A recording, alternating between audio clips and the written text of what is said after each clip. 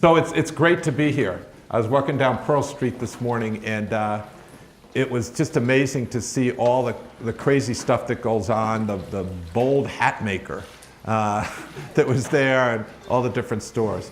So look, I'm going to jump right into it and talk about some things, some baseline stuff, and then I want to talk about the last time I was in Boulder. How many of you saw me when I was in Boulder? Was it 2 years ago, Brad? 2 years ago? Good, so I can go through the same jokes and you won't even know. But first of all, I should be an inspiration to all of you, because if I can do entrepreneurship, you sure as hell can do it as well. My background was I grew up in New York, and I played basketball all the time, and I just didn't want to work at all. And I just played basketball. And then when I went to college, I could do problem sets. I love problem sets because there was an answer at the end. Like papers I didn't like. When there's a problem set, there's an answer, it works, you can check it, and you're done, and then you can go do whatever you want to do. In papers, it just went on and on and on. So I'm an engineer, although Brad would call me a fake engineer because I have my engineering degree from Harvard. But I played basketball, and I came back, and I had no skills. So I worked at IBM for 11 years. But I built skills up at IBM. I don't mean to disrespect IBM, but this was 1981 in the beginning of the personal computer revolution. And I saw kind of this whole thing evolve. Mitch Kapor was very close, and then, oh, hi, Abby. Steve Jobs was just this crazy person, and Bill Gates was, really nobody at that time. There were a whole bunch of other characters. And I saw all this happen, and I was inspired because seeing these people up close, you say, wow, if they can do it, I can do it. And I would assure you that everyone in this room, you can be an entrepreneur if you want to. I'm not saying it's the right thing, but you can be an entrepreneur. So let me just talk about how you do that. Let's start off with, rather than going through some stuff, let me just tell you two stories, because stories are more interesting. So two stories. The first one real, a guy named Nathan Ashcraft. And he was a material scientist at MIT. We call that course 3. And he took an entrepreneurship class, super excited. He was going to finish his PhD next year. He came back after the summer and said, Bill, I got this company I want to start. Will you help me raise money for my new company? I said, what is it, Nathan? And he said, it's called Dipole. And it's a new membrane science that you can manufacture, and it has secure IP. And I have a value proposition here. It's 53% improvement in power output and 100x decrease in methanol crossover. And here's how it works over here, and we can make it. Because I know it's not enough to do it in the lab. We have to be able to make it, and I have to have IP. And he said, will you help me raise money for this company? And I looked through it, and this is basically a very good summary of what his plan was. I don't have a document. I could just flip through it and say, yeah, this is a very good summary. Do you like this business? How many of you like this business? This is a quick analysis here, but you like it. How many of you don't like it?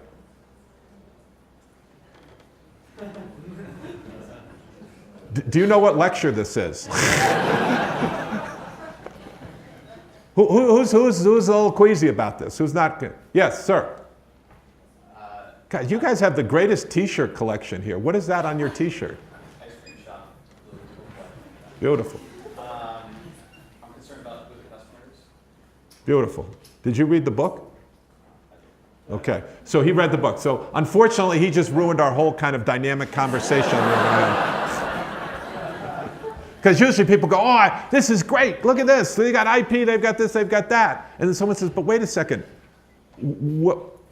I don't know. Is this a business or not? What's the problem they're solving? And I go, 100x decrease in methanol. They go, but what problem is that solving? Obviously, 100x decrease in methanol, and 53%. And so we get into this kind of loop, and it gets a little crazy, and then and it becomes clear that there's a problem. And the problem is, as it was brought out, is the first thing in our class as we talk about is the first rule of entrepreneurship. So I said, Nathan, do you remember that? And he goes, no, I forget. I said, well, let me introduce you to a friend of mine's kid. And they said, what does your friend do? Your friend's kid do? And I said, he's in the lemon business. He said, this isn't about synthetic biology, Bill. And I said, no, it's not about synthetic biology. It's about squeezing the lemon and putting water and sugar in it and then selling it to somebody. See, these people here, these are called paying customers. This is called a helicopter mom. I don't know if you have them in Colorado. But these are paying customers. And Alex is actually getting money from them. And the first class that I went through, Nathan, said there is a single necessary and sufficient condition for a business. There's one single and necessary and sufficient condition for a business, and that is a paying customer. If you have that, you have a business. If you don't have a business. And Nathan, this right here, this is what you love to do. This is a science fair project. This is a science fair project. And there's no question that you're great at science fair projects. But this is not the Martin Trust Center for MIT Science Fair projects. This is the Martin Trust Center for MIT Entrepreneurship, and you don't have a paying customer, and there's no analysis of your customer in here. So this really isn't a business, and that's what you need to go back and do that. So Nathan wasn't really happy, but he got the point. And he went back and started focusing on the customer. And how do you get customers and people who will pay for it? How do you create value and extract value? Okay, so next one. So let's say we have a student. Alex is a student, and he takes the entrepreneurship class, and he goes out and basically uses his entrepreneurial skills to be a product manager at a new company in Silicon Valley. And he joins up with this guy, Larry and Sergey, and he becomes a product manager in their company and does extraordinarily well. And he says, but I always wanted to do my own company, and I want to do something that I'm really passionate about. And by the way, I want to live where the weather's nice, so I want to move back to Boston. And so he does all this analysis, and he analyzes it and says, I'm going to start a Lamborghini dealership. I love Lamborghinis. I'm turning 50, and I just love Lamborghinis now. They're the coolest things in the world. And I have enough money because he made millions of dollars when he was the product manager at Google. So, but now he's coming back. He sees there's got 2,500 people who he's identified would be excellent candidates for for buying Lamborghinis. And he sets up a Lamborghini dealership in Back Bay. How many of you know Boston? Good. So he sets up his Lamborghini dealership, and he allocates $2.5 million of his own money, builds this beautiful place. He's got a good plan. And he builds this beautiful place, and it's got a Lamborghini in there. Does everyone know how much a Lamborghini costs? Good. We've got hungry dogs here. A Lamborghini costs about $400,000. So this is not a kind of quick purchase you make. He has a Lamborghini. He sets it up just what Lamborghini. He's done his demographic, psychographic. He's got pictures of going to Monaco with George Clooney and having fun there, going to Pacquiao-Mayweather fights, and he goes out and he gets a $75,000 espresso maker from Italy and brings it back. So he's got this beautiful place, and he's got two phenomenal people in the back who can fix anything. Not just Lamborghinis, because when you take your car in and you ask them to fix it, and you say your phone isn't connecting with the speakers, and they say, oh, we can't fix that, we only fix carburetors. These guys can fix anything. So he's got two high-priced people in the back. He's got this shop, and he's got this beautiful espresso maker. And he invites all his friends into a party, and he says, let's come in and we're going to do this. We're going to kick off my new Lamborghini dealership. All his friends come in, great kickoff. It's August 1st or whatever, and he kicks it off on Monday, and everybody goes home. And then Tuesday opens up at 11 o'clock in the morning, and he's waiting for customers. No customers come in. Wednesday, no customers come in. Thursday, no customers come in. He's walking around, getting a little nervous, goes in the back. They're playing Angry Birds on their computers. This goes on for 2 weeks. Nobody's coming in. He takes out ads. He goes online, does online. And nobody's coming into his shop. And finally, on Friday, up pulls Laura in a 2.5-year-old Volvo. And Laura says, hey, I haven't seen you in so long, Alex. We went to Sloan together. And he says, oh, that's right, Laura. You were like 5 years younger, and you went and worked at McKinsey. And that was, and how's it going? I haven't seen you since the 10th reunion. And he says, oh, it's great. My husband's teaching over at BC Law School, and I'm doing some stuff on the side, but I got 2 kids now, and I'm going back and forth, and I drive by. So I was super excited when I saw in the class notes that you'd be opening up a shop. And so she says, that's awesome. We should get together. She said, I would love to get together. Let's do that. But can I ask you for a favor? I can't stand going to these other places to get my car serviced. And I see those guys, I drive by here, I see those guys, they're not busy in the back, and I heard about how great they are. And can you fix my Volvo? Because I hate to go to these other places, because they treat me like dirt, and I feel like I'm getting ripped off. I'll pay you, and I know you're saying, I'm not gonna make enough money. I'm gonna pay you 80% profit margin. I have an MBA too. I'm gonna pay you 80% profit margin. Will you just look at my car and tell me if there's anything wrong and fix it? If up to $1,500, you can fix it. But just tell me, and can you service my car? I'm gonna get a cup of coffee and I'll be right back. And then I gotta go pick up my kids at school. But will you fix my car? So here's the question to you right now. You are all students here. What do you do? All right? I'm gonna be right back. I'm gonna go get my espresso, talk to the person next to you or people next to you, and decide what are you gonna do. Does everybody understand? Are you gonna service your friend Laura's Volvo, 2.5-year-old Volvo? Okay? I'll be right back. You got 3 minutes, 2 minutes. We just lost one.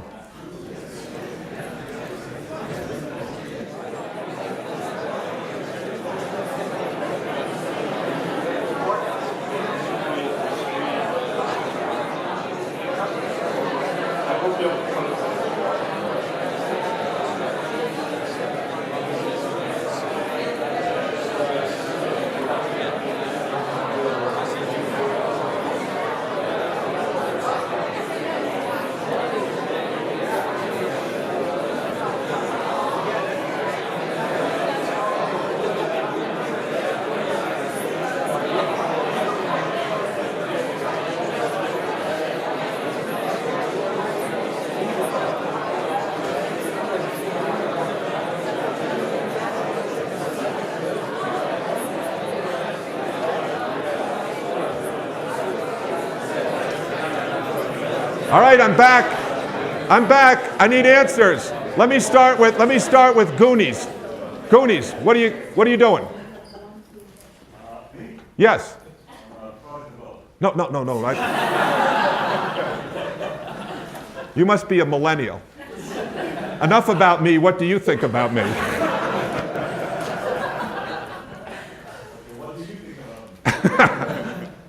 My name's Laura, and I'm asking you, will you service my Volvo? Absolutely. Why? Yeah. Because we live in a capitalist society. What's a single necessary and sufficient condition for a business? Paying customer, not just money. Money you can get. Paying customer is different than just money. And we do like cash, it offsets it, and now we can start to be lean. We can start pivoting, right? We can get customers, and we can get good word of mouth, right? Everybody's on board here, right? Everybody takes the Volvo, right? No. Yes. Everybody. No. No. Why are you not wearing a t-shirt? Did you think this was a formal event? It depends if online to my business right now. If I have 6 months to 12 months runway, I don't really need that single one cash. If I'm really short on cash, I will take it for Ooh, let's have a debate here. Debate with Goonie. Who else? Who agrees with our friend here? Yes. Good. We got some t-shirt guys. Elaborate. Yeah, I mean, I'm figuring, I don't really know anything about Lamborghini dealerships, but I can't imagine you need that many sales to make it sustainable. So what I'm thinking is, I want to help my friend out, but Yeah. I maybe don't want to do it in the shop. I try to negotiate with my So you tell her to put a disguise on and No, I say just come back this evening, we'll go over to my place.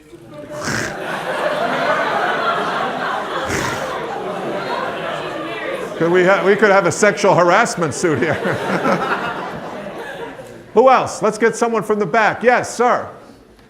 As a potential customer, I wouldn't be happy if I came in and line of Volvos, outside of where it doesn't fit the image that I'm paying for when I'm buying. Doesn't fit the image, right? Yeah. We haven't heard that. Do we have any MBAs here? Yeah, great. Management by arrogance. What's the word you want? You want brand, right? Brand. This doesn't fit the brand. What a ridiculous thing brand is, right? What does that mean? Like us engineers, we like definitions. Like image, okay, that's closer, right? You want an experience, but you got a paying customer. And you're going to tell her to go away? Oh, yeah. Are you an entrepreneur or are you an academic? I'm an engineer. You're an engineer. You see the word black and white. Who's been an entrepreneur? Who's faced a problem like this? What did you do? What I like about her is that she's going to know people who are going to want to. Word of mouth, right? She goes and tells other people. And now, And her husband's a lawyer. yeah, teaches law at BC Law School. They don't have Lambo money. They don't, but they know people who do. They associate people who do. Well, this is great. Let's do the debate here. Clinton versus Trump. Let's do it.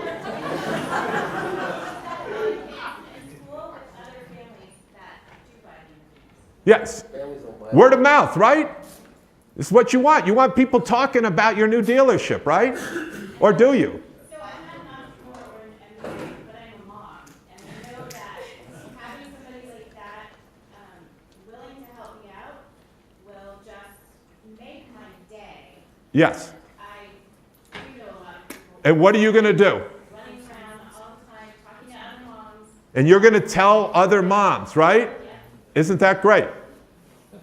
No. Wait, we have a disagreement. By the way, let me just say here, no one has been a Lamborghini dealership here, right? But many of you have been entrepreneurs. Have you ever had a customer come in and to buy a product that wasn't quite the product you were selling? Happens all the time, right? By the way, in my class at MIT, they don't remember like 90% of what I say, but they'll call me up 5 years later and say, I just had the Volvo Lamborghini problem and I knew what to do. Right? But this is perfect. The mom says, I love it. You made a really happy customer, and now I'm going to tell other people. Right? And you don't like it. You're a curmudgeon. Yeah, build the building over to the side for the Bill- Volvos. okay. I don't want it at the Lamborghini. Why? It puts the wrong image out for the people who are coming to see a Lamborghini. Okay, so I'm just going to go through this really quickly now. I'm going to just fast forward to the end, which is not fun. I was just telling Brad, this is so much fun, like when you do this, because people start arguing with each other, and it becomes really unclear what you should do. It becomes a lot less clear what you should do. And anyone who's been an entrepreneur faces this problem. You want to sell A, but the customer comes in and has B. And what do you do? What do you do? And I'm not here telling you that I'm perfect at all. I am not perfect. I have taken the Volvo, and I have not taken the Volvo. But the question is, how do you think about that problem? What's the framework? And the framework is something that's teaching people disciplined entrepreneurship. That's teaching people disciplined entrepreneurship. Who is your customer if you're a Lamborghini dealer? High net worth individuals Yes. with a like just huge disposable income. Yes. They probably aren't looking for a car that they're actually going to drive as much as they are looking for a vehicle that like they can have fun in, but it's not going to be their primary vehicle. What do you do? Work at startups. Beautiful. So this is right on. So what you do is you say, who is our customer? And it is someone, and you build a demographic psychograph. You walk in their shoes. As you just heard before, you do your primary market research. You understand what they fear most in the world, what inspires them most in the world. And then you build this thing that says, it's about a 50-year-old male. Could a woman buy a Lamborghini? Yeah. Do they? No, it's much less than 5% of the people buy Lamborghinis, or are female. And so that person is around 50. And how much disposable income do they have? At least $400,000 plus the amount that it's going to cost to service and insure it. Yeah, so we know that they have over $200,000 a year, or a huge asset on their balance sheet. They're 50 years old. They have to earn a lot of money to get there. We can kind of start diving into a whole bunch of stuff of them. You know, what's their marital status?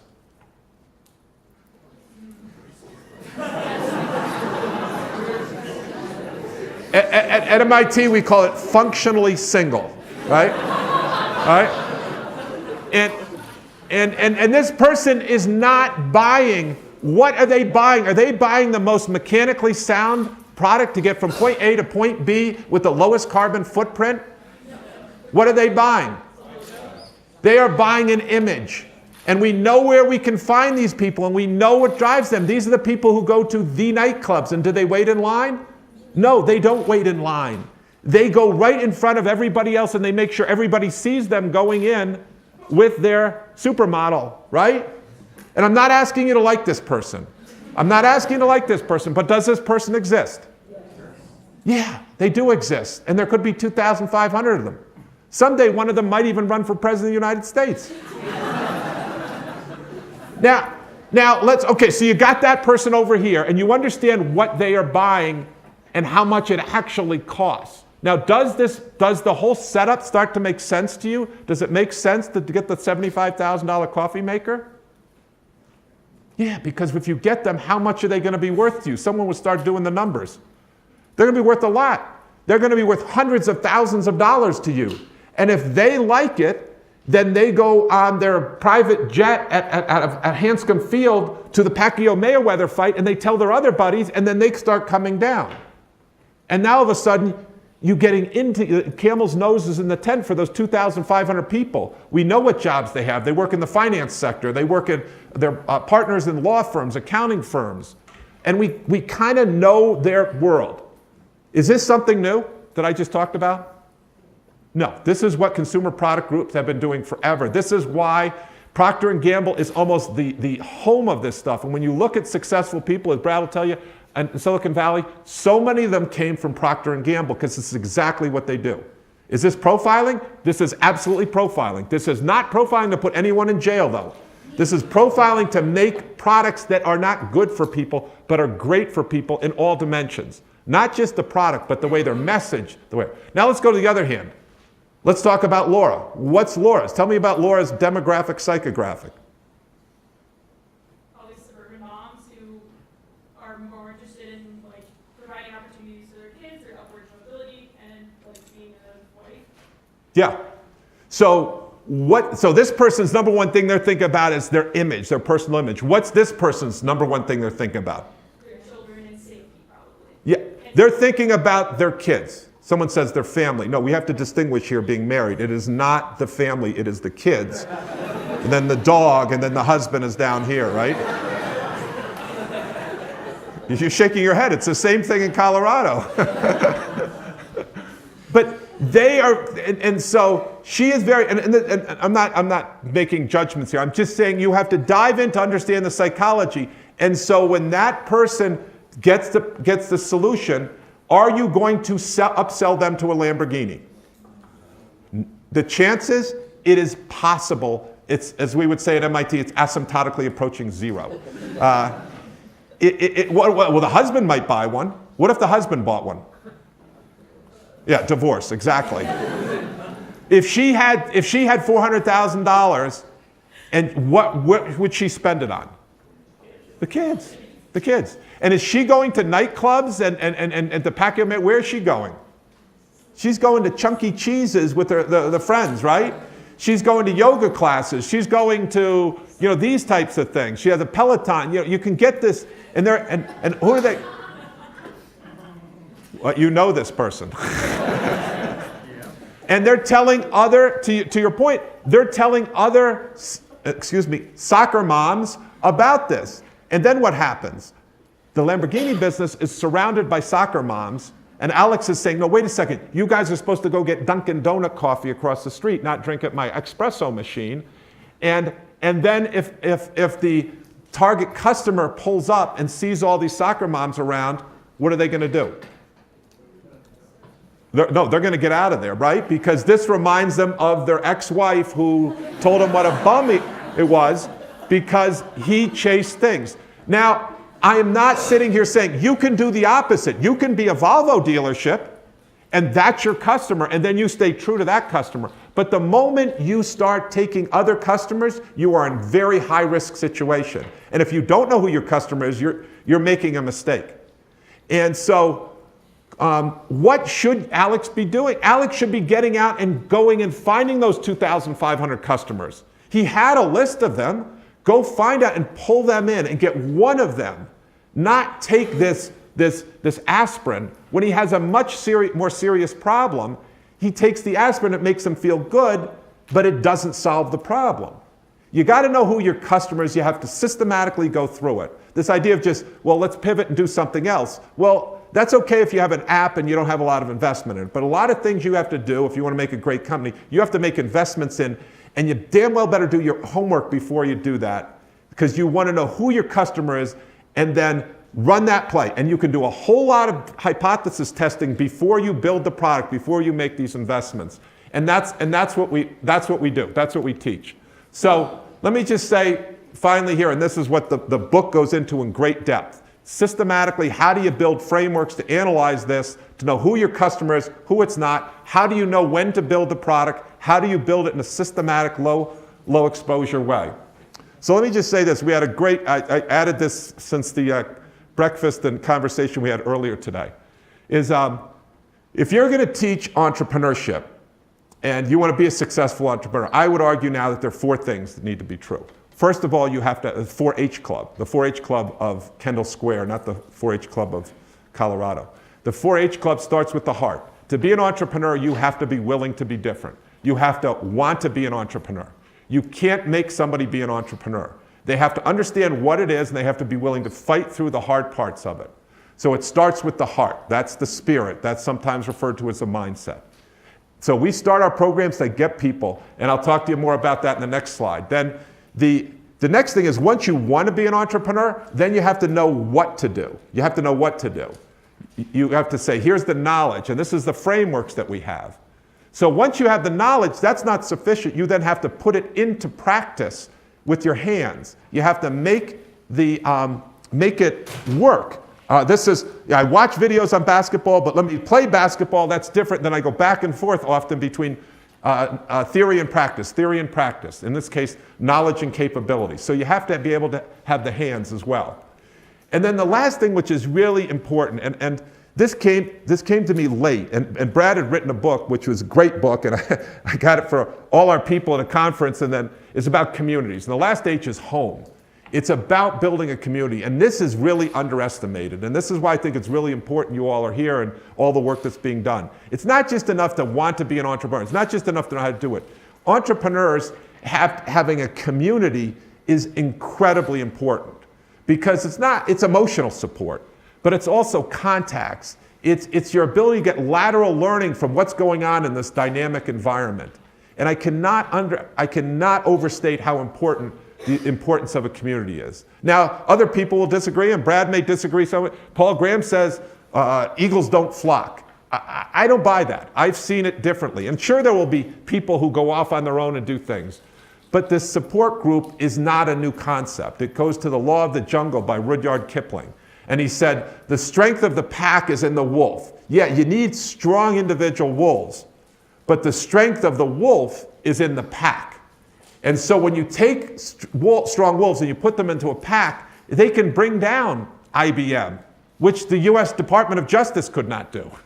You can take down Microsoft, as many have done, and you can take down Google and you can take down Facebook. But you need a community of people to do that, supporting each other at all hours. And we'll probably jump into that. So this just says, what we talk about is if all the fish are swimming this way, you need to be willing to swim the other way. And not only are you willing, endorphins need to be released in your body to be trying to do that. And even if it doesn't work, you support other people who are doing it. It's a great thing. At MIT, we call this hacking, but people think hacking is a criminal behavior. So I put creative irreverence on here. Taking on the system. And this is what we talk about. It's more fun to be a pirate than to join the Navy. So we have this pirate theme at our center, and we're different. When you come into it, I was insulted I felt insulted. Brad said, "You look so preppy today." I was like, damn, I felt that. But at our place, we welcome everybody. We're so proud when people come in and they feel totally relaxed, be it anyone in the world, engineers, business people, designers, even people from Harvard. Anyone can come in there, right? But it's not enough to just have the spirit. You have to have the skills, as we talked about. So this was the last time I was here. I talked about we want to have the spirits of a pirate to be a successful entrepreneur. But simultaneously, what people don't understand is you have to have the execution skills of a Navy SEAL. Once you decide what you're going to do, you got to be hyper-focused on it to get it done. Because you don't have a lot of resources, you don't necessarily have a lot of time, but you have to be willing to do both simultaneously, and that's kind of the dichotomy. This is how we put it together, a toolkit approach as opposed to an individual approach. So when you see that there's a book to do this, the book is really an amalgamation of best practices integrated together to show you how that's done, and things outside of what is normally considered the entrepreneurial world. And this is the map that goes to who's your customer, what can you do for your customer, how does your customer make a decision, how much money, how do you make money off it, then how do you build it, and how do you scale it? And people say, can't you just simplify it down to 4 steps? And the answer is no. This is hard stuff. So I think here's the new book that just came out, and now I could go on, but I will not. I'll bring Brad up, and we'll try to go back and forth on this. And let me just say, it's much more exciting, as you saw in the earlier session, when we challenge us about what you think, because we'll talk, but please challenge us. So this is the new book that just came out, which I'm supposed to be. It's $17. As I say, someone has called this epic, between epic and legendary. That person was me. But this was the reader for our class, and I worked with the students. But then as this went out and people started using it all over the place, we got a ton of questions. And so this is worksheets and filling in the gap as to how to actually implement it with great levels of detail. There's also a website. There's online courses that you can take. We at MIT and Brad's mentor, Eric von Hippel, believe very much in entrepreneurship should be open sourced. This should not be something that, this should be a profession, and the body of knowledge should be available to all people. And all these slides are available. So with that, before I chew up all our time, let's bring Brad up. And we always tell the students, keep calm and trust the process. Just, you'll freak out at some point, but keep calm and trust the process. All right, Brad.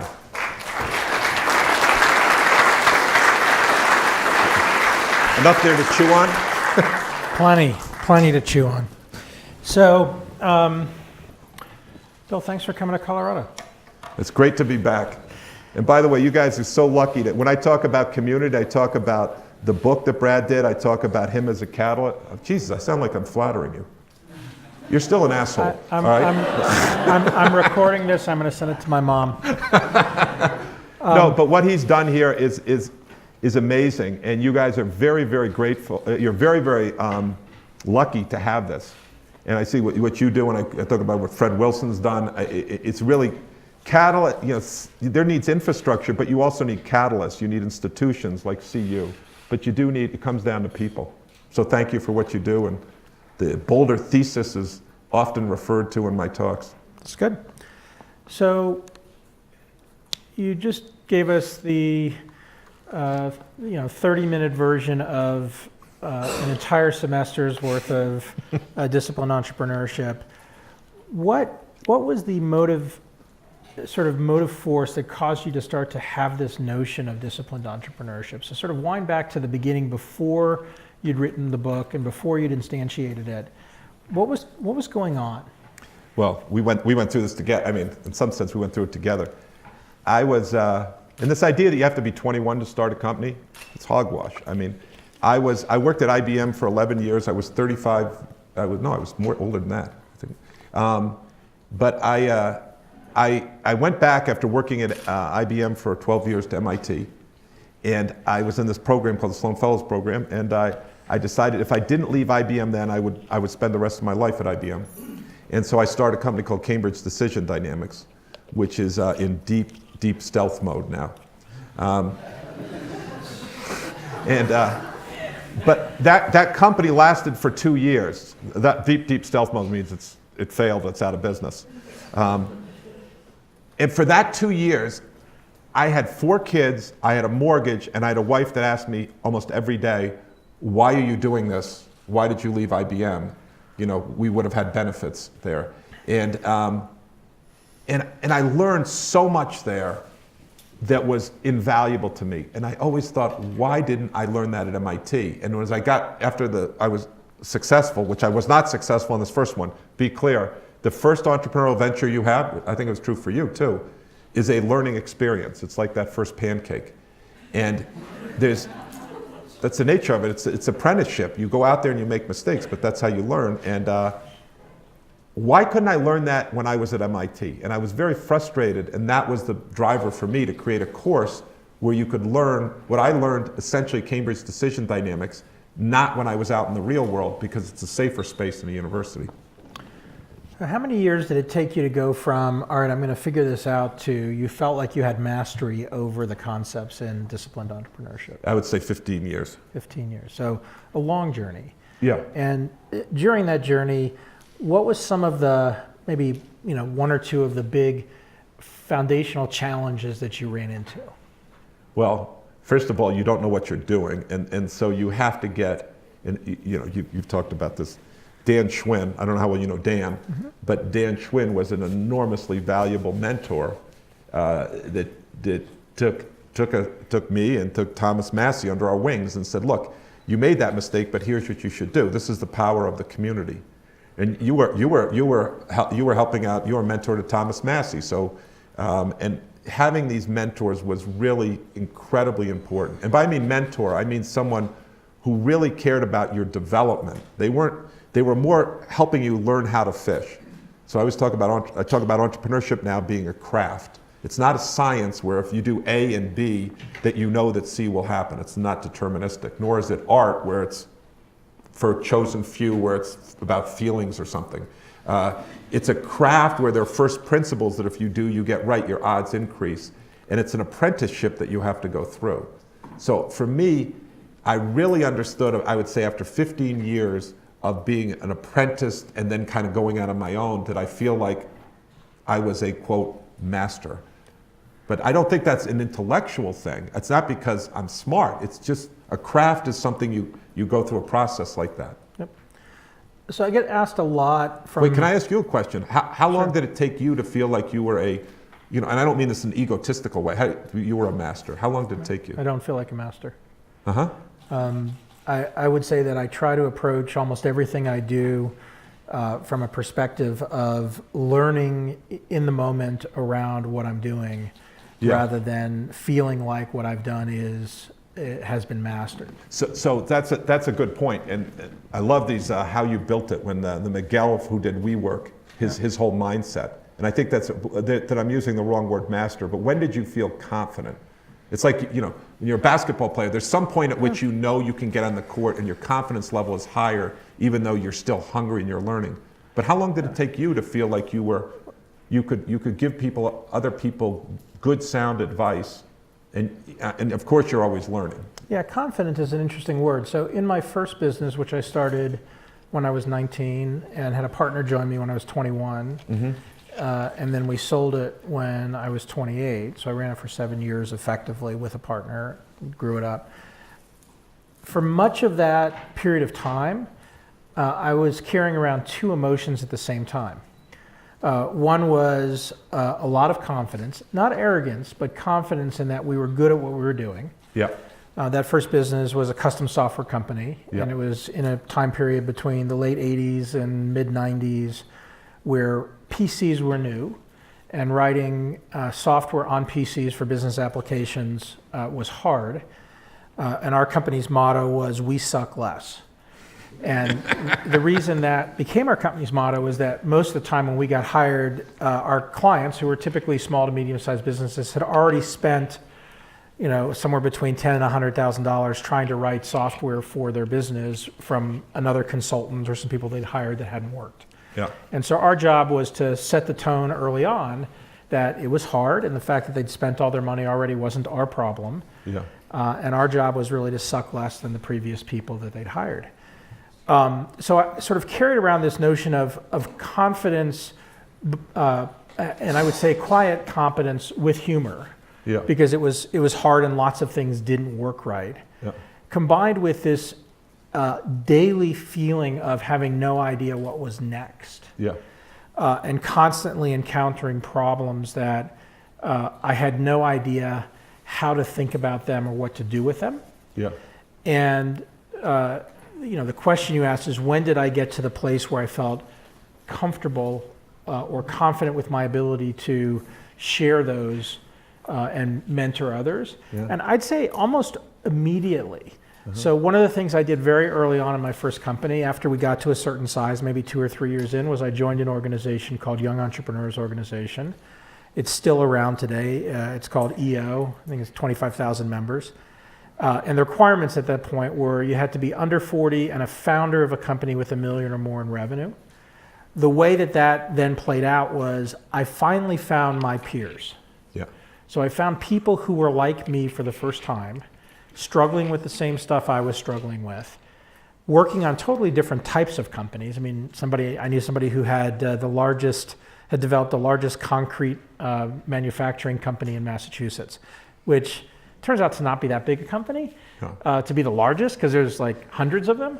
But his challenges were not dissimilar to my challenges, because most people didn't love their concrete vendor. Yeah. Concrete is kind of one of those things. I do. You do? I Good. do Well, personally. that's good. Henry wasn't loved, and we had a lot of the same struggles in business. So what I realized at that moment was that, in fact, peer mentorship was the most powerful for me.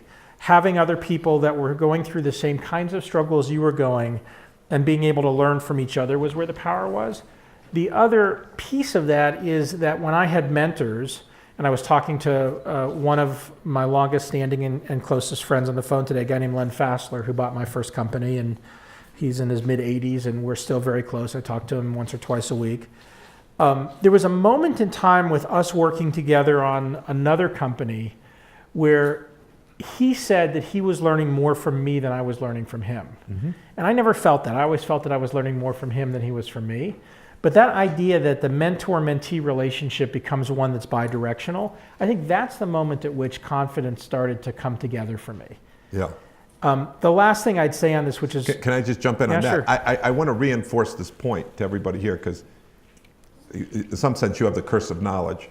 But it didn't become clear to me that this last H, home, how really important that was, and that we take for granted until I saw at our community. We have a physical space at MIT where people come, and we put a coffee machine in there. We put a really good coffee machine in there, and I'm a cheap bastard. You gotta understand. But $75,000. No, it wasn't a $75,000. Was it the one you bought from the Lamborghini dealer after it went out of business? You bought it for like $10,000. But we bought this so that people would come in and have serendipitous collisions. And it turns out that if you look at history, that everybody puts alcohol in their places to say that helps. It turns out alcohol is a depressant, whereas caffeine is a stimulant. And if you look over the history, you'll see coffee houses have an enormous effect on creating innovation and kind of entrepreneurship. And we did that, and then I saw the effect of this home. And you're right, there's almost this fallacy that you're going to learn, and that's why I probably shouldn't use the word master, these gurus. When you come to a class at MIT and you think you're learning from the one person in front, this hierarchical model, you actually, it's a bit of a head fake, because you learn so much from each other when you work on this, and building this group that can help you at 3 o'clock in the morning when you have a question. That's much more powerful than getting one professor who will give you some answer that makes everything clear, because it's never that way. Yep. And I think that's, when you talked about in your book communities, this is really, really important for everyone here. Building a community, give, and then you'll get much more back. As you were saying, Len was learning from you. He was giving to you, but he was getting more back. Yep. It's a brilliant point. So one of the things that I know is essential at MIT, and it's a big part of what you've done at the Entrepreneurship Center, is this notion of immersive education. Yeah. And watching not just amazing companies emerge from that. HubSpot is one that comes to mind. Yeah. But then those companies continue to be tightly coupled to what's going on at MIT around entrepreneurship. So maybe talk about the HubSpot story a little, how that came to be, and then how Dharmesh still engages in what that dynamic Yeah, looks like Dharmesh today. was back there. We have Shireen Telegani-Yates. PillPack is the fastest growing company in the United States, growing faster than Amazon at this level right now. And if I emailed Elliot yesterday to help out with a student, within an hour he had responded. Right. You do the same thing. But talk a little bit about the origin of that, because how many people here have heard of HubSpot, know of the company? It's a pretty well-known company at this That's point. That's amazing. And it is a good example of the kind of entrepreneurial company that can come out of, its origin story is literally students at MIT. So maybe the first year or two of that story, what did that look like? What did Dharmesh and Brian do? So you have these people, and it was in the Sloan Fellows program, and they take this course called New Enterprises, which is a course I teach now. And Brian Halligan wants to start a company. He's a ready-to-go entrepreneur.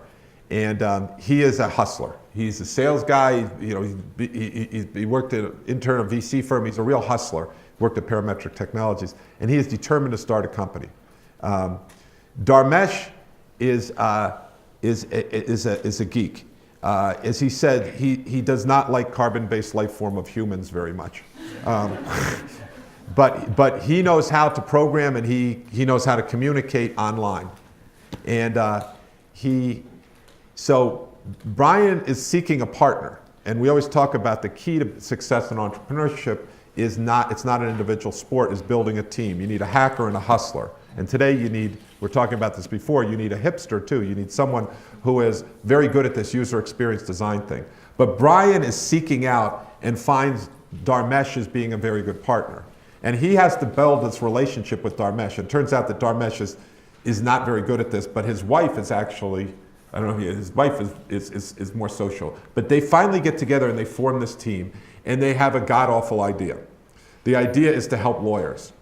I don't know if you know this, it was called Legal Hub at the beginning. But they go through the whole process of how to build a company in this class, and they learn how to fish. They're just fishing in the goddamn wrong pond. Do we have lawyers here? Oh, I'm sorry. But it's a very difficult industry. But they learn how to fish in this pond, and then they realize that they like working together, and they know how to go focus on customers, and they've gone through this process once. Like if you're a software programmer, you write a program once, and then you throw it out, and then you rewrite it again, and the second time it's going to be cleaner. And so they then say, we like this, and we like working together, but let's try to find something else. And then they evolve into selling marketing to small medium enterprises because they don't have a good marketing department. And they start to get some traction there, because if you're selling to law firms and you get any traction at all, and then you go to a normal firm, it's like taking a weight jacket off that was 150 pounds. All of a sudden their stuff starts working and getting some traction. But it's not great traction, and they're not getting good unit economics. But Dharmesh on the side is still writing his blog, and he's getting a whole bunch of customers. So now they have this additional asset over here, and they start bringing these two together, and then they start building this fantastic culture around it of getting the really good people coming out of MIT who are interested in changing marketing, using new innovative thinking, technology, but also new processes. And so now they've got this market, and they start becoming the leader. They define this term called inbound marketing. And so they now redefine the industry. And if you go into inbound marketing today, they have a conference that I think 50,000 people go to. And if you go and look for inbound marketing, they own everything on SEO. The entire first page is them. So they stake out this ground, and then they become the leader in this field called inbound marketing. And it is the right direction. And as this wave continues to come, they are the first ones there with the surfboard. And they continually figure out how to stay there and grow their surfboard, because they have very good people, and they give the culture to allow them to innovate, because they know there's great opportunities there. Gone public, a $2 billion plus company, just made another acquisition yesterday. And if you ask them, it's all about culture. It's not about the original idea. It's about the team and the culture to allow these people, getting good people and then allowing them to be creative over an opportunity. And then when it's not creative, not penalizing them, but saying, you learned something, let's redeploy you in another area. If we had Dharmesh and Brian here and asked them the question, what did you get out of, what did you and what did HubSpot, other than meeting, the two of you meeting each other, get out of MIT? What did that do to essentially accelerate the creation of your business? Recognizing the questions against the backdrop of CU is going from a place where today there's a lot of entrepreneurial activity across campus in lots of different places, but there's starting to become more focus across the institution around the notion of entrepreneurship more broadly. Yeah. What would Dharmesh and Brian say were like the things they got? They got a supportive, they say we came out of the loins of MIT because they got a supportive environment, a safe space in which they could try this legal spot, and then they could fail and they could pick themselves up, and there were people to say, that's okay, we'll help you get to the next thing. They got mentorship, they got money, they got emotional support, they got contacts, they got talent. So for them, they would say it was pretty much everything. And that's why they continue to be deeply involved with MIT. And like you said, it was like your mentor. You felt he was giving to you, but he was on the other hand saying, I'm getting as much out of it as you are. What do you think are the biggest misses that most universities have generally around entrepreneurship that you and MIT have figured out that you're doing better, that others could learn from? They focus on the wrong thing. They say the metric is how many companies did we start? How much money did they raise? That is a metric for an economic development agency. That is a metric for an investment firm. That is not a metric for an educational firm. Educational institutions should be teaching people how to fish. They should be creating entrepreneurs, not focused on the companies. And you say, well, isn't that the same thing? It's not. Because the first data shows that the first company you start the odds of that being successful are actually quite low. His story is actually quite unusual, but it's also unusual, quite honestly, because he went, and I didn't go to undergraduate at MIT. He had real skills when he came out, and they were very much in demand, and he had business, savvy to be able to use that to kind of get going. But most of us don't. But most institutions need to focus on the educational aspect of it to create entrepreneurs, to give them a safe haven. And if they shouldn't be, I just had two send me the other day, and they said, we have sad news, we're shutting down our firm. And I said, that's fantastic, because you shouldn't settle for mediocrity. You should, just like, if the firm is going to go along, if this new company is going to go along and be like this, you should not do it. You should force the thing to fail and then decide whether you're going to do it again, and then come back around, because everybody wants this thing that's going to be high growth. And these, all of you in this room, you're very high qualified. You shouldn't settle for mediocrity. You should, if it's not going to work, close it down like I did with my first one. That is a very powerful learning loop, and then go for the really successful one. And I think educational institutions, frankly, that get into investing are going down the wrong route. I think investors should invest, and educators should educate.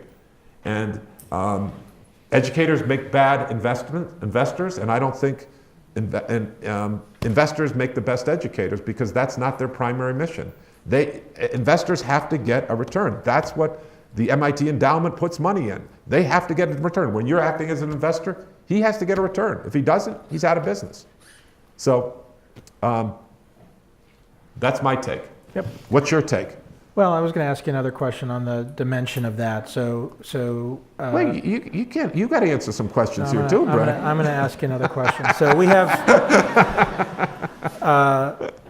CU has an accelerator called Catalyze, which has its demo day tomorrow night, and some of the people from the program are in the room today.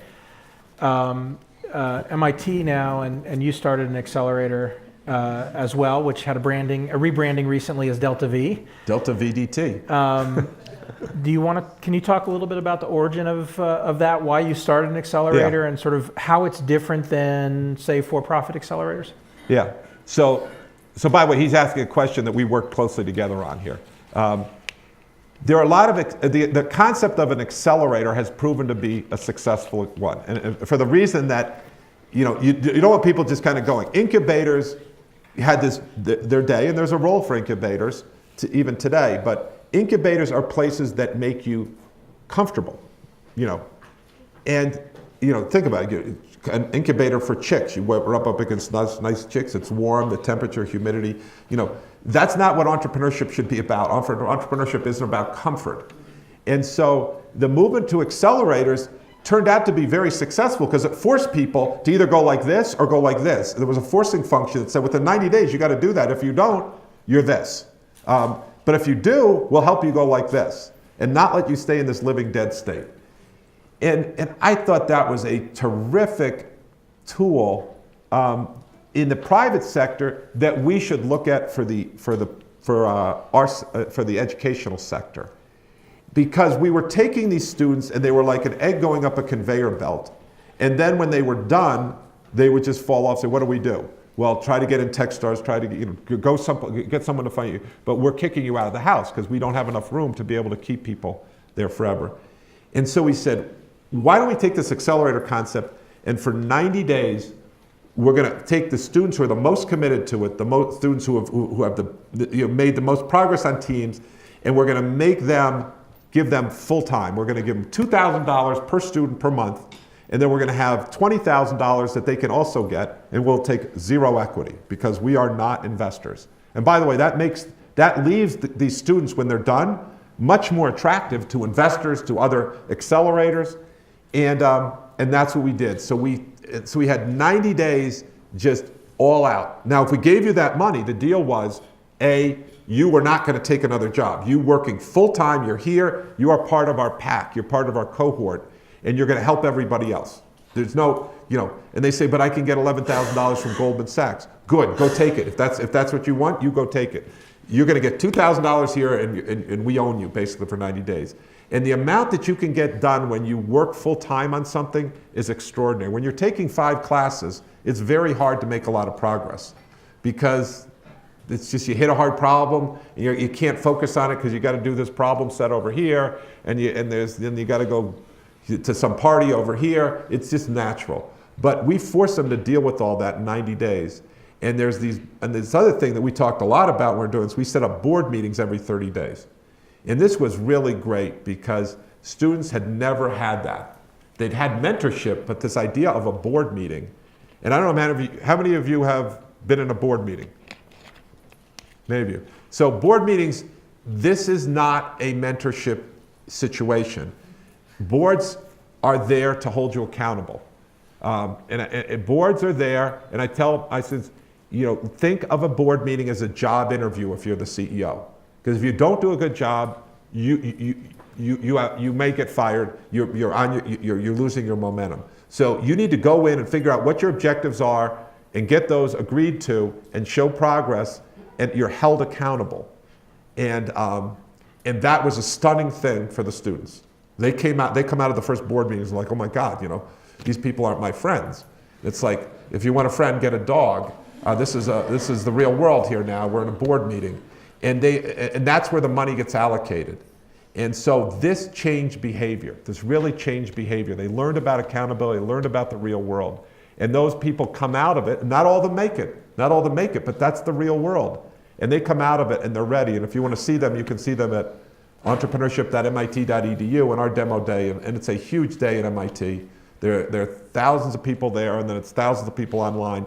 And those students know that they get that big stage with bright lights, but they got to get the job done. And so for 90 days, we work them hard. They get some money. They get lots of mentorship, specialist help, and this has turned out to be a really good thing. Not only for those people who are in it, but all the other programs we run, everybody now sees that egg doesn't go up a conveyor belt and fall off. That egg goes up a conveyor belt, and by God, it achieves escape velocity. All of a sudden, the egg can grow wings and go out of MIT, and all of a sudden, a lot of them go into your Techstar. I don't know if you know that. A lot of them go into your Techstar program around the country, and some of them get funded for $10 million by Social Plus Capital or Founders Fund. And it's just when you have that ramp that you can see there's something out there, all the other things along the way become more useful to you. You build your community, you take the lessons more seriously, and you have these role models. I mean, it's a very common thing in sports. You see clustering. If you're from the Dominican Republic, you see baseball heroes and you see them, and then you become a baseball person. If you're in Lithuania, you become a basketball. If you're in Romania and you see Nadia Comaneci, you can literally see the numbers of young girls who then become gymnasts and become very, very good gymnasts. Having this kind of clear ramp as to where you're going and carrot out there is enormously helpful, not just in the private sector, but in the educational sector. I'm sorry, it's like asking me about my kids, and then I'll go off forever. It's good motivation, I think, for the Catalyze folks. So let's use the last 10 minutes or so to do questions. Questions for either of us. We've got one in the back. I'm curious if there's any research from MIT or others that 90 days is the magic window. No, there is not. So I'm curious. But let me say that it's very clear that biotech things don't get through that quickly, and energy don't get. But what you can do in 90 days with our process is you can stress test the team to find out if you have a team that can make it through. And so your team, you can get things to fail, which can be very good. If you would agree with that. Things can fail within 90 days. You can stress test the team, you can stress test, de-risk the market. You can't necessarily build the products, and you can't completely de-risk the market. I'd suggest, I don't think there's any academic research that I'm aware of, but there's a lot of experimental or experiential dynamics now. And I've had this conversation many, many times over the last decade. One of the things that's most powerful about 90 days is it roughly equates to a quarter, which is a rhythm that many companies get into, even as private companies. I mean, you end up with a daily, weekly, monthly, quarterly, annual rhythm. And in some ways, it is a constraint much more than anything else to be focusing around what the outcome in that 90-day period is. And many entrepreneurs don't have the ability or don't have the experience thinking in the context of time constraints. You're constrained by lots of other things, but the time constraint becomes really important. Bill mentioned it earlier, like you get to this place where either things are working or not. It's interesting as the types of companies that have gone through accelerators have expanded over the last decade from, software, internet, tech type stuff to now lots of different things. Even in the context, I would challenge Bill, even in the context of energy or bio, life sciences or hard sciences, the 90-day constraint is still a really effective constraint. What happens in that 90 days in terms of product may be different, but you're still creating this constraint that gets you to either another place or not by having that time pressure on the system. Go ahead. By the way, I would agree with you. Yep. Well, I have two questions, but directly to your points then. So does that make a good application then for a biotech company to an accelerator? If you're not actually really going to get as far as you need to in iterations, etc. Yeah, the biotech specifically, or the general case, the magic of creating a company is that you get to define what the next step is. People ask me all the time, how much should I raise? What's the right amount of money to raise? And my answer is you should raise the least amount of money you need to get to the next step. And you have control over both of those variables. You get to define the next step and you get to define the least amount of money.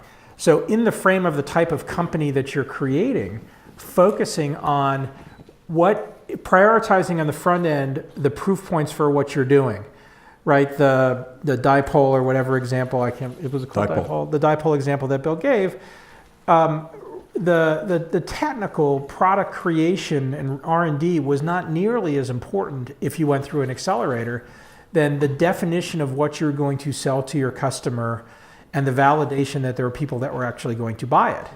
If it takes 12 months to build that first version of the product because of the science, that's fine. Have a part of your team working on that, but use the accelerator to actually define whether or not you have a business and configure whether or not you have the business. So it's reorienting how you use that time versus viewing it just as a linear build across the company. Can I just add to that? Is I don't want to leave the impression that biotech companies shouldn't go through it. I'm just saying that you won't develop a lot of your product in that 90 days. It is very worth it for the reasons Brad just talked about, for getting team, for getting clarity in the market, for just getting your plan shaken down. I was going to say one comment about that that's really important in the context of how we talk about Techstars, for example. It's 3 months. Month 1 we call Mentor Madness, which is basically just the same thing the military does when you go through boot camp. We're just trying to tear you down, and basically whatever you're working on and how you're working on it is probably wrong. So it's a more gentle tear down because we throw lots of mentors at you and you get lots of conflicting feedback and data, but it stops you from working on your product and forces you to think about a bunch of other things. Month 2 is really working on your product. And month 3 is really working on getting set up for fundraising.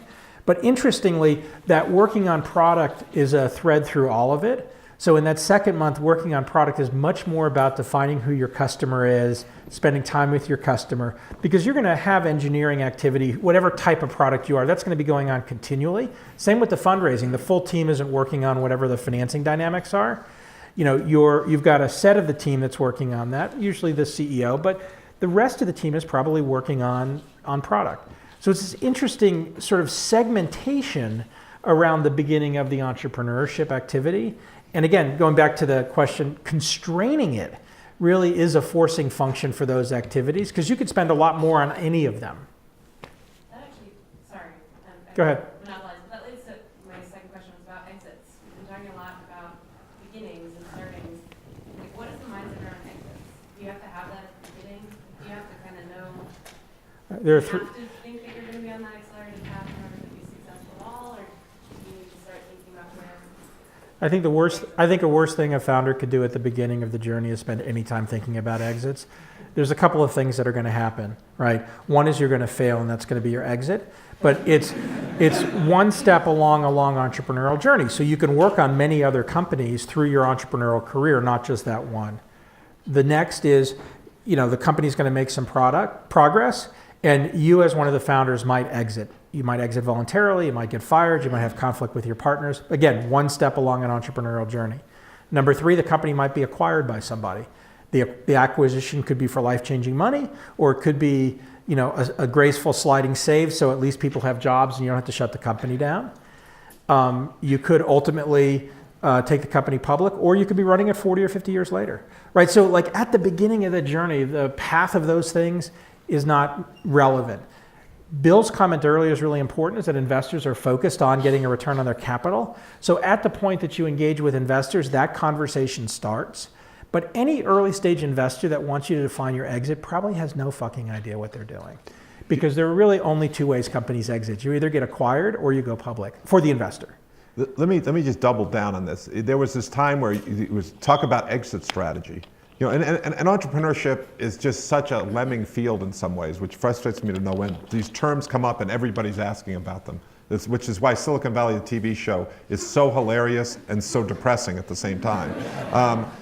But there was this, and a little anxiety producing, isn't it? There are moments where you're like, you're laughing, you're going, I'm living that. Yeah. You're like, oh, that's so funny. But Guilfoyle, stop that. But there was this whole thing about exit strategies, and that was really, really good. And I just came from a board meeting, by the way, of a company, and I shouldn't name, but they spent all this time about like, are we B2B or B2C? As an entrepreneur, you should focus on very specific things. In Maslow's hierarchy. So let's start at the bottom.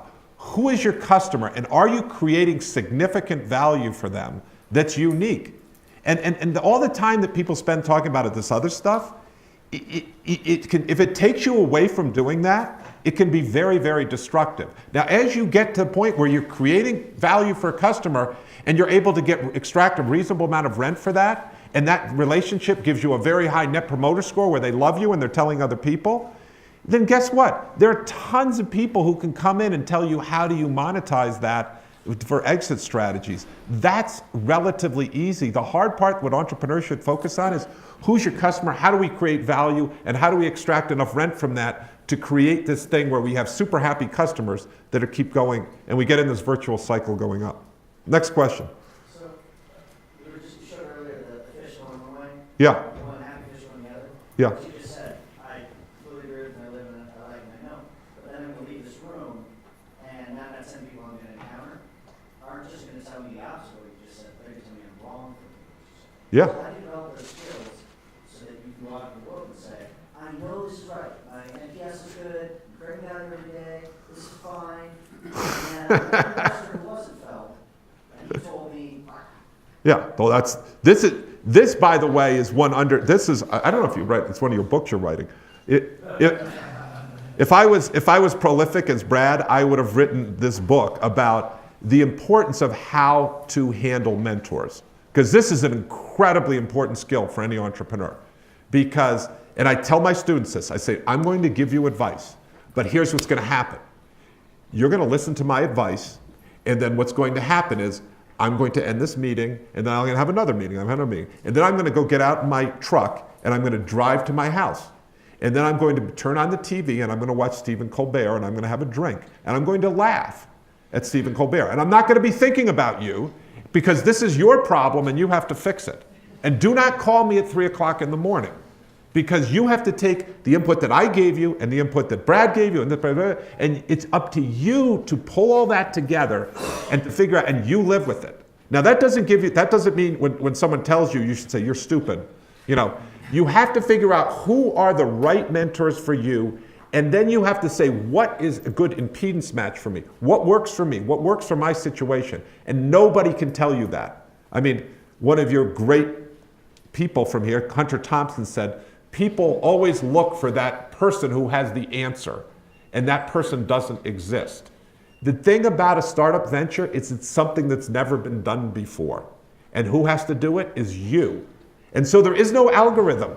Brad has never done it before. I've never done it before. No one else has ever done it before. That's the beauty. And you have to do it with your skill sets for your situation. So this skill of taking different mentors in, incredibly important, but you have to be skillful at it. Then you have to narrow it down to the ones that you agree with. And then figure out what one's giving you, but you have to own it. Let me just say one last thing is, I would just mention PillPack, and Elliot Cohen worked for me as a student and all this kind of stuff, and they're going great. And we had him in class, and I said, Elliot, when did it take off? And he said, when I stopped trying to convince skeptics and I just embraced the believers. He said, then my business took off. I stopped trying to deal with this negativity. I found the people who believed in it. Now that doesn't mean you just dismiss people who disagree with you, but you have to figure out, there are many paths to success. I'm choosing this one. This one I believe is going to work, and I'm going to ride it until it doesn't, and when it stops working, I'll pull back and do something else. But is that one of the books you're writing? I'm not writing that book, and we're out of time, but I want to say Damn thanks to Bill, and everybody give Bill a hand. Thank you, Brad. Damn. All right, thanks. Thank you all for coming out, and thank you, Brad.